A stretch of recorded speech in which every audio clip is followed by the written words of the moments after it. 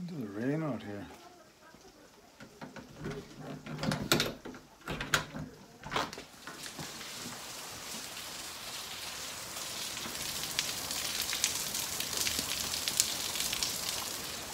Harsh! Holy fuck, this is coming down like a raining horses and cows out there. Nah. Hey! It's time for you to wake up! Why are you still sleeping? Good morning! Hey! It's time for you to wake up! Why are you still sleeping? Good morning!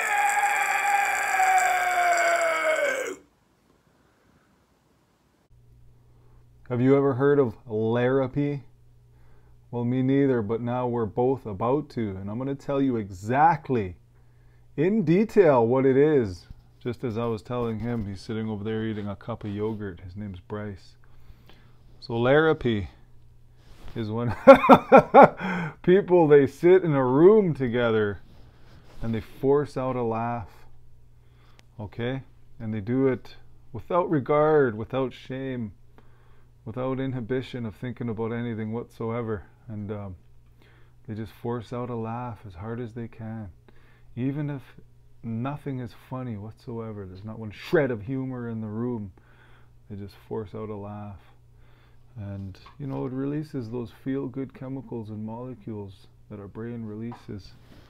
And it combats depression.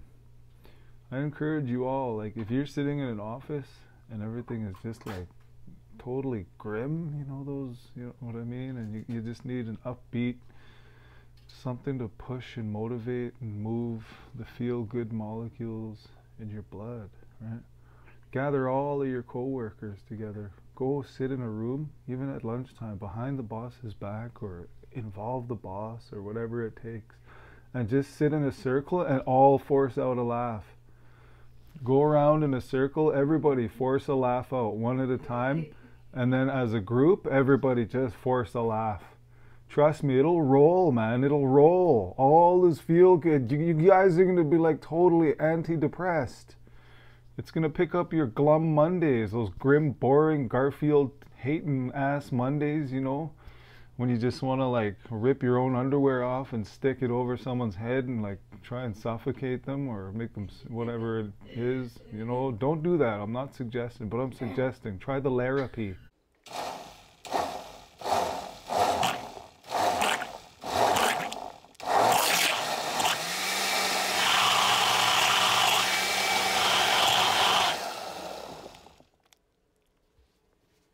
Just wow.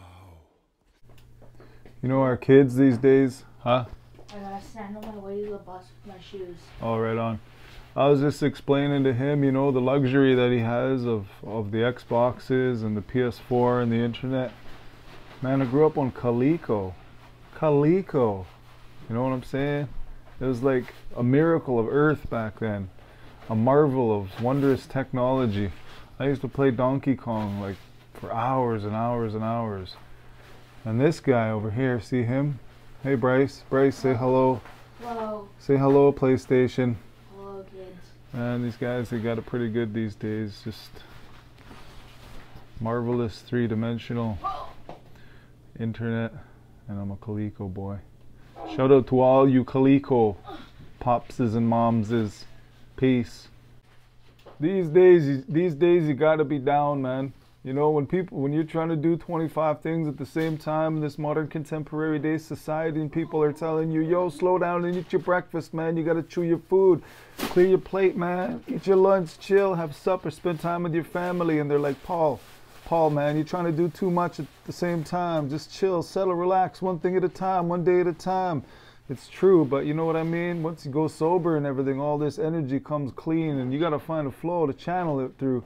So that's why I'm so busy all the time, just continuously on doing what I'm doing. Even if it's these clips, I know these are a pretty big thing, man. I don't take them lightly. But yeah, just channel your energy, stay positive, man. They can't complain. People can't tell you you're doing too much when you're productive, man. As long as you ain't a complete workaholic. Look at the price of food. Look at the world conditions and the current state of the climate and everything that we're challenged with these days, man. How are we supposed to make change? We got to find a way to sustain ourselves. So whatever it is you're doing, man, push, push, push. This is a motivational speech on behalf of yours, Paul Christopher Ernest Windsor, up in this. Y'all better believe it, man. Keep it real. Go hard in your prime. Go hard on the boulevard. Don't let them get mad at you on the avenue. Follow your feet and heartbeat to the street. Yeah, you got to stay complete. Know what I'm saying? Anyways, yeah, because the rent is high, your bills is high, transportation is high, insurance is high, the cops want to steal your money is high, you know, you're getting ticketed and everything because you have your learner's license and you haven't upgraded to an N because you're lazy like me. I'd like to recommend against that because it's expensive and I know you can't afford that. So follow the rules of the road, man. It's my bad. How does it feel as a puppy? How do you live as a puppy? Ooh.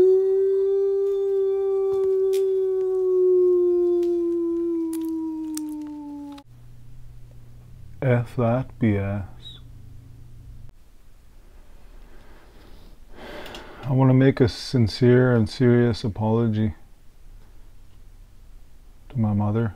I'm sorry I used to use your Noxzema back in the 80s to wash my face and then leave the lid off and some of it smeared over the bathroom. I'm sorry, okay? And you know that I used to read your Woman's World magazines while on the crapper. It doesn't make me any less gangster, you know, any less of a thug.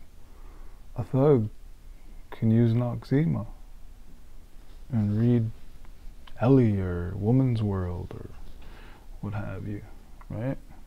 Lots of thugs. They do things that and G'd up, man, you know.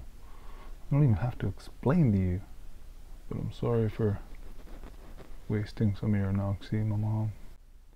A chronic alcoholic, I'm struggling and juggling two things at once, doubling the amount of months, running into problems, tons of fronts. My triggers and my guns get bigger like my blunts.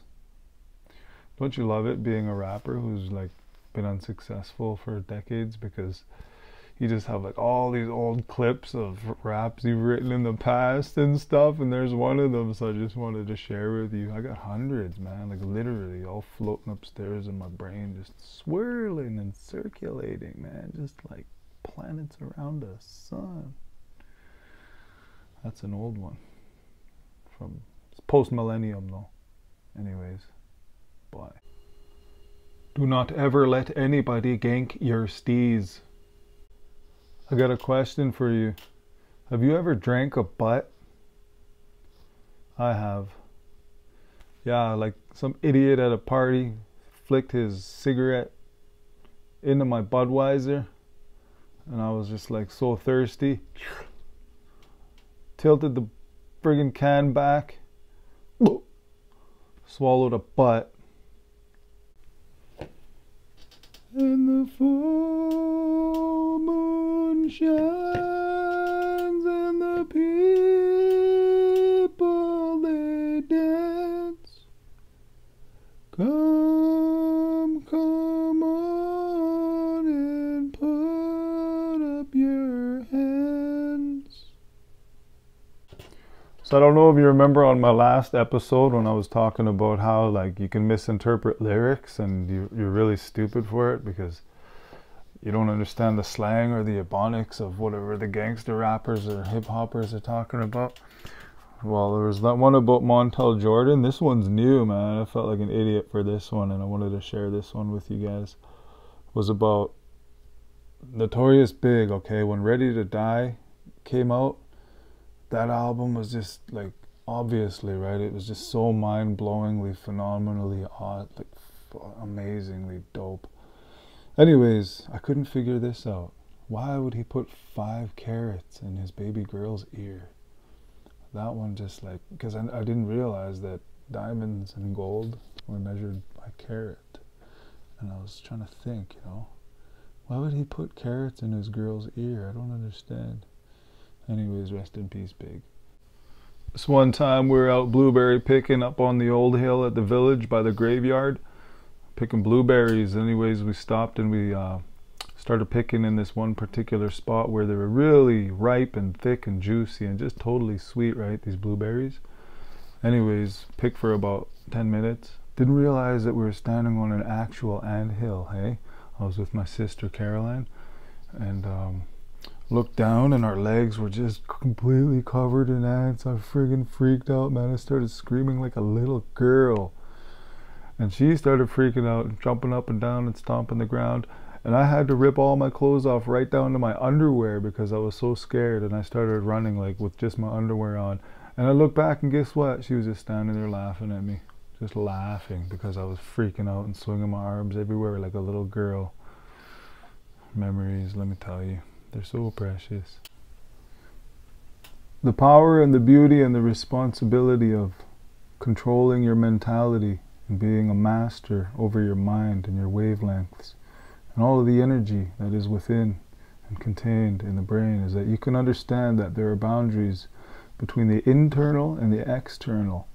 So when there are scenarios created through telepathy or otherwise, you can know the difference between what you're thinking and what others might be trying to force you to think.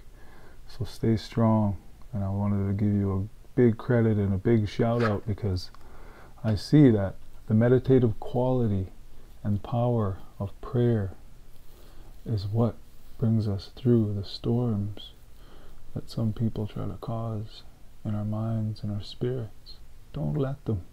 You are the master of your destiny. You are the master of your mind. There's this thing in choices that they say. I went to choices. And what it is don't let them live rent-free in your head. Alright? So I just wanted to give you that power. When people try to fuck with your head, your mind, don't let them. Just leave them futile and weak. You stay purposeful and strong, brothers and sisters. Cheers. I used to be getting real loopy, drinking barley down, a man's best friend like Snoopy to Charlie Brown. Felt like a teenage mutant ninja goopy.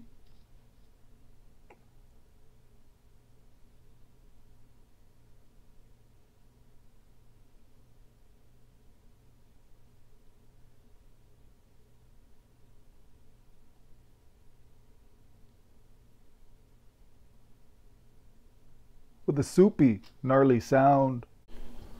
Enough of that freestyling. Back to the dialogue. Let's talk about something here. And let's talk about it righteously. Just want to say, do your thing. This is, I like to incorporate seriousness into my little bit of humor and whatnot. Do your thing.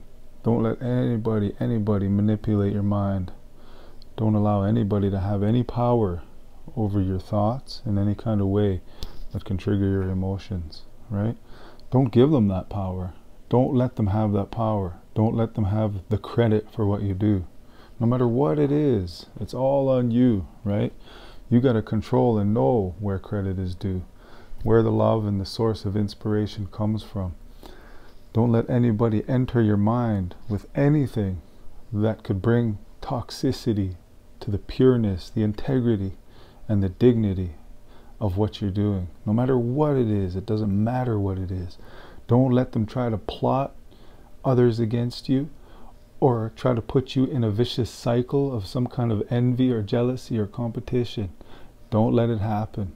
I'm going to tell you, the reason that I'm successful with my designs and with the things that I do in life, and that's how I feel successful, and you got to know it. It's not about bragging, but it's about knowing the power and the responsibility that you withhold, that you control, and that you manifest.